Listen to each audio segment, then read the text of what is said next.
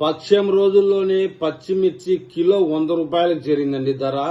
పచ్చిమిర్చి ధర ఘాటెక్కిందంటూ ఒక కథనం వచ్చింది. ఇప్పుడు మనం ఆ కథనంలోని సమాచారం తెలుసుకుందాం. బహిరంగ మార్కెట్ లో కిలో పక్షం రోజుల కిందట 20 రూపాయలు ఉన్నటువంటి మిర్చి ధర, పచ్చిమిర్చి ధర ప్రస్తుతం అయితే 100 రూపాయలకు చేరిందండి. కొనబోతే వినియోగదారులకు కన్నీళ్లు తెప్పిస్తుంది అంటూ కామెంట్ చేస్తా ఉన్నారు. నిన్నటి వరకు అంతగా ధరలు లేకపోవడంతో పలువురు రైతులు తోటలను తొలగించడం జరిగింది.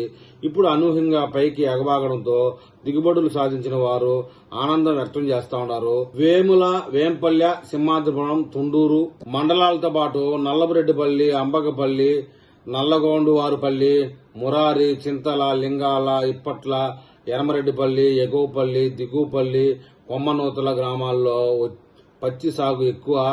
ఎకరా పచ్చిమిర్చి సాగుకు సేద్యం, నారు, కలుపు తీత, మందుల పిచికారీ, సేంద్రియ ఎరువులు, సస్యరక్షణ మందులు 1,50,000 వరకు పెట్టుబడి అవుతుందటండి. 150 నుంచి 200 బస్తాల దిగుబడి వస్తాయి. ఈ ఏడాది జూన్ మొదటి వారం నుంచి దిగుబడులు రాగా వ్యాపారులు 53 కిలోల బస్తాను వచ్చేసి 500 రూపాయలు కొనుగోలు చేయడం జరిగిందట. తరుగు సంచి పేరుతో 300 గ్రాముల వరకు ఉచితంగా వారికి రైతులు ఇవ్వాల్సి వస్తా ఉందని చెప్తున్నారు. అయితే జూలై మొదటి వారం నుంచి మొదటి కోతలో నాణ్యమైన ఉత్పత్తులు ఉండడంతో బస్తా 3,000 పలకగా రెండో కోతలో 2,500 పలుకుతుందటండి.